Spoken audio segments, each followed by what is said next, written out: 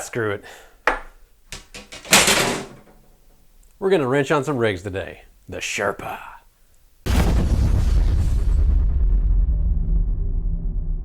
Well, I thought that I needed this screwdriver to steal some parts off of another rig, so, you know, number one. But it turns out I don't actually have to steal parts, and if I can avoid stealing off of rigs that aren't even running, then why not? Why not? So what I am going to do today is continue wrenching on this Sherpa, hopefully get it to a pretty close point of being done. And to do that, we need to bolt on the shocks and then get our drive shafts on there. So that's what we're gonna do. But first I'm gonna get this screwdriver out of my way so I'm not stepping on it. That's where it belongs. It's big enough it doesn't even have a place around here. So let's see, where am I on this? I need to change out the ball ends, our pivot balls on the bottom of these shocks. I've already changed out the upper ones from the Sherpa because I stole the Sherpa shocks. They were a little bit too long, so you know how it is. And I have seemingly misplaced my screwdriver that I literally just had. Did I clean up too much? What did I do? Wait. Here's the one. It's right in front of my face, actually. Yep, that's the one. Don't you love it when you misplace things right in front of your face? So these shocks are... what are they called? I forget who they're called. They are from the Lux Fab. And it has been so long since I purchased them that I forget the name of them. Maybe y'all can help me out in the comments on what and who they are. But they come with standard width Traxxas ball ends. So we use our ball pliers, which have proven to be so much more useful than what I thought. And we're swapping out to the brass ones from Vanquish. I've listed the part number quite a few times for y'all. It is the width of the Capra balls, the stock Capra balls. A little bit wider than a normal Traxxas ball end. There we go. So we're going to do that on, let's see, it looks like I already did it on the front shocks. I just need to do it on the rear shocks. And then I will need to install the front shocks onto the chassis. Let me know in the comments what you are currently working on. This one's probably one of the longest projects to date that didn't include waiting on factories to make parts for me, of course. This is all just waiting on me. And this thing is being a pain in the butt. I'm gonna take off a couple of things just to make it easier. Maybe the upper links. If I take off these upper links, it'll be a lot easier to bolt together because it's all just being real tight and fiddly. Do you like tight fiddles? Let me know in the comments. I prefer loose fiddles. Don't want those strings being too tight, otherwise it'll be out of tune. That's a dad joke if I've ever heard one, and a very poor one at that. Maybe we can rework that better. So let's see what we're gonna do with this one. I believe that I have is that a 6-pole hiding in there? Yeah, 6-pole. Team spec, whatever motor. Boy, it's been so long, I forget what we even called them. Did I call him the Crawl Master? Jeez. I have a website that keeps these things for me, and sometimes I let my memories just fade. Either that or it's the concussion coming through. I've been having some memory problems here lately. All right. Nothing harder than shoving 2 balls into 2 slots.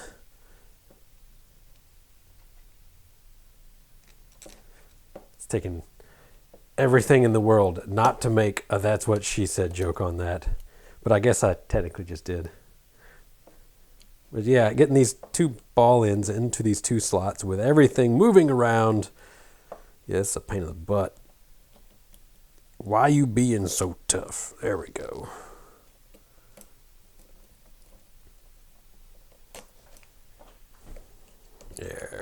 There, finally. We've got it. All right. So we'll reinstall this upper link. And you know, I should probably also just turn this link a little bit.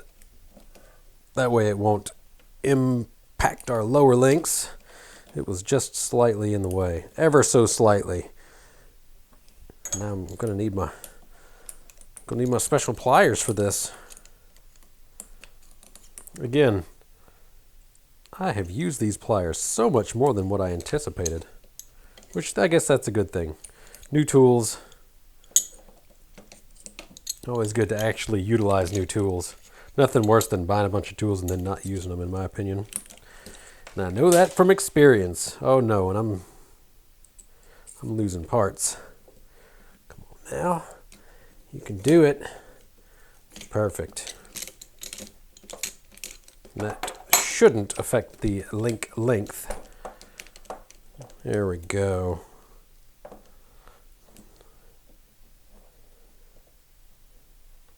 Now I just need to find that pesky screw I just lost. There it is. So let me know, what is new in your life right now? I am busy working on some design projects. I am busy working on the destruction of the hobby house here. And that includes the floor plans, which I sent off to a real deal architect to redo for me. He did a much better job. Although, in honesty, his layout is essentially just like mine. Aha! This link I was able to just turn. What else? What else is going on? The pumpkins have stopped growing because I didn't water them enough and the vines died. So we got scale pumpkins. The watermelons are doing pretty good. I don't know if there's going to be enough time. You ever grown watermelons? How long do they take? I have never grown watermelons, so I don't know how long they take to actually mature from the bloom time. There we go. And install the brass. I'm hoping we can get some watermelons, though. The kids love them. And we do have plenty of local farmers. I really don't like buying watermelons from the store. For one, seeded watermelons, blah. Not too tasty in my opinion. No, which way? Seedless. Seedless. Oh, I can't believe I almost said that and got away with it. Seedless watermelons. They taste terrible. And half of them got seeds that are just little white things these days. So I like a good seeded watermelon. I think what I am growing is called a black diamond. And those are ones that I've eaten in the past and they are delicious. So we will see if they have enough time to come to fruit. Come to fruition. Boy, it's a tight fit getting this ball in that slot. Got the cameraman with that one. Come on now. Come on. It's just ever so difficult. There we go. Nope. There I goed myself.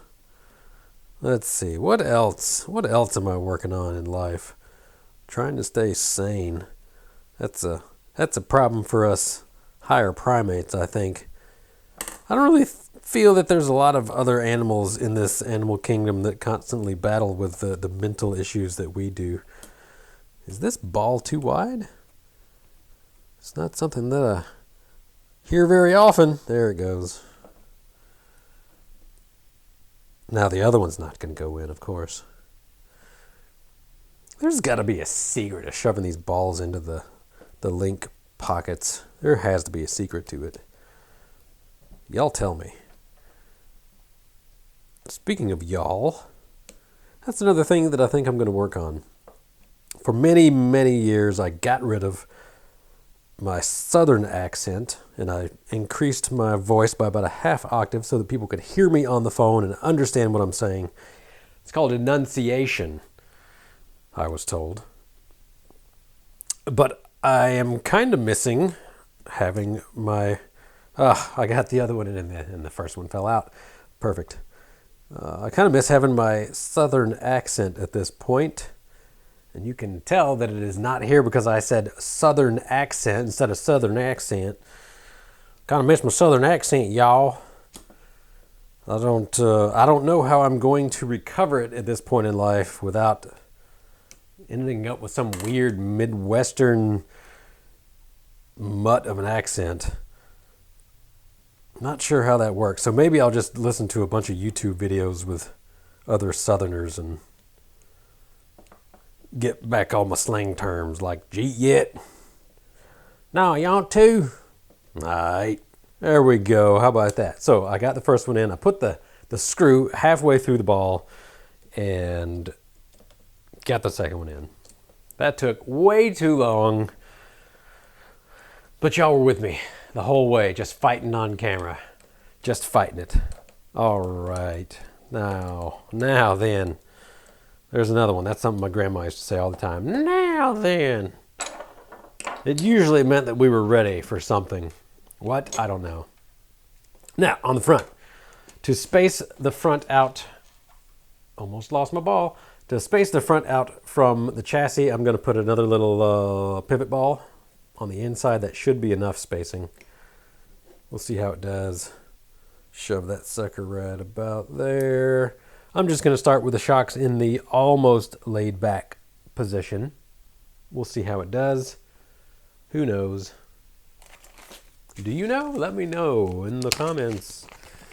I think, yes, yeah, that will do. That will do. So we're going to start with the shocks in the almost fully laid back position. We will see how the ride height works out. I feel like these shocks are a little bit too long, honestly, even though they're the ones that are recommended, the 80 millimeter, I think. So maybe what I should do is the internal spring mod, and that'll lower my ride height a little bit, because I don't need a whole lot of flex or anything. And man, these shocks, maybe it's because they've been sitting on the shelf for so long, but these shocks are not nearly as smooth as what I thought that they would be, which is kind of a bummer. What shocks are these? I'm still trying to remember what brand of shocks these are. I want to call them egressor shocks, but I'm pretty sure they're not egressor shocks. Would be I love this memory game that I'm playing with myself. What can you remember? What can you not remember? That's a hard one. What can you not remember? Because if you could remember not remembering it, then you would be remembering it. So trying to recall what you can't remember is somewhat of an oxymoron. There's a moron joke in there somewhere. But you got to say it like moran. You moran. There's got to be some Chappelle Show fans out there. All right. So let's see if she articulates. Barely. That's. All right, we got all kinds of belly clearance. That is ridiculous. It looks to me like it's just sitting too high. But maybe not. This is a comp rig. It's going to have a ton of clearance. The rear axle does need to be clocked a little bit. Maybe I need that upper link riser on there. Let's see. Lots of flex. Yeah, I just feel like these may be the wrong shocks, but I'm almost positive that they're not. I'm going to have to take these shocks apart and rebuild them anyway. I don't know if the pistons are maybe too big for the insides or something, but I can feel that they're binding. Either that or the shock oil turned into goo. Which, you know, whatever. It's only taken me this long to build the rig, so. All right, let's see, anything else? Here we go, some bomb-proof drive shafts. Hey, we could even go shorter on the front shocks. And we can go shorter on the rear shocks. Evidently, I have a set of 100 millimeter shocks. Oh, you know what? I bet I stole these shocks. Yep, those are definitely hundreds.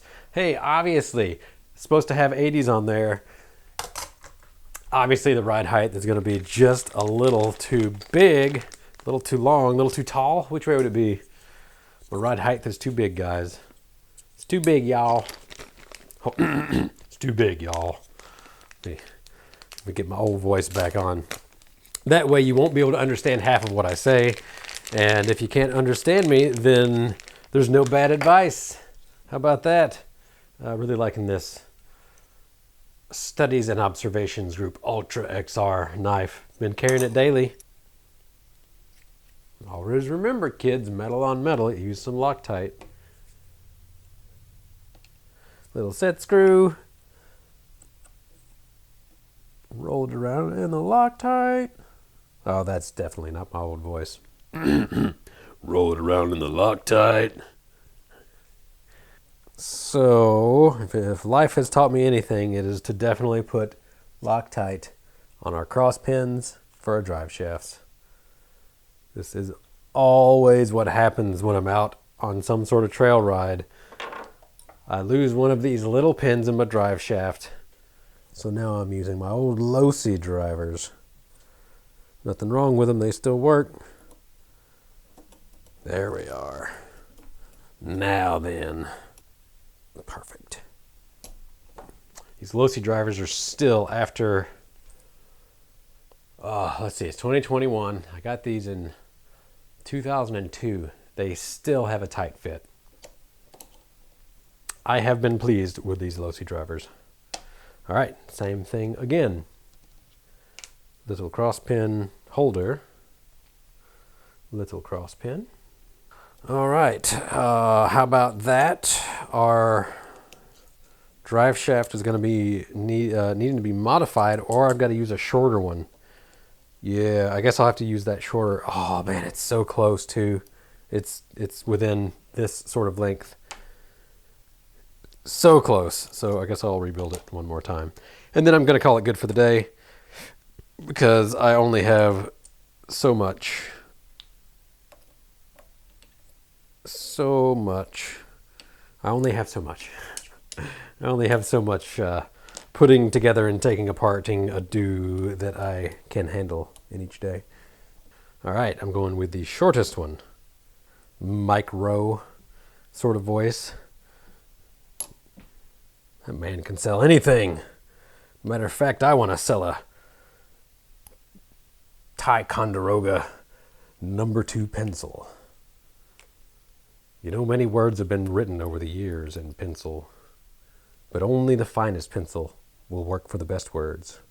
That's why I choose Ticonderoga #2 pencils. Only the best. As you can see, the smooth writing action of the Ticonderoga is second to none in the industry. Yet they're also produced at an affordable price, thanks to our large distribution chain and partners that we have in the industry. We've worked long and hard with our industry partners to ensure that you get the best quality at the best industry price. By now, you should be asking yourself, where can I get one of these fine pencils? And you can find them at almost any retailers because we are that good. With such a fine pencil, you can imagine that everybody would want to carry them in your stores. Ticonderoga, the man's pencil. If you're not aware, that is one of the first things that Mike Rowe ever had to do before he could get on TV. He was being interviewed for a spot on QVC, and the guy behind the desk threw a pencil at him and was like, "Sell me this." And like the salesman that he is, he pitched that man and got hired immediately because of his smooth, tenor voice with non-regional diction. Now I got Loctite on my fingers. All right, that change definitely worked. Now my drive shaft is hitting. Yeah, that's not going to work long term. Drive shaft is hitting this cross brace. I could move the cross brace back, I suppose, but I also need to clock this axle a little bit as well. I don't like the way that it's sitting. So a couple of changes here and there. Custom builds are always like this, though. They're always like this. It's always something or nothing or something or nothing. Yeah. Well, at least we got smooth suspension action and it's not bottoming out our drive shaft. All right, I do believe that that is probably enough wrenching time. That's a lot of on-camera wrenching time and talking about micro for some reason. So I'm going to continue this off camera a little bit more as I can. It's certainly so close that I can taste it. If you have any questions about the build, any parts that I'm using, etc., either take a look at some of the previous videos or put some questions down below and I'll do my best to get to them. As always, thanks for tuning in.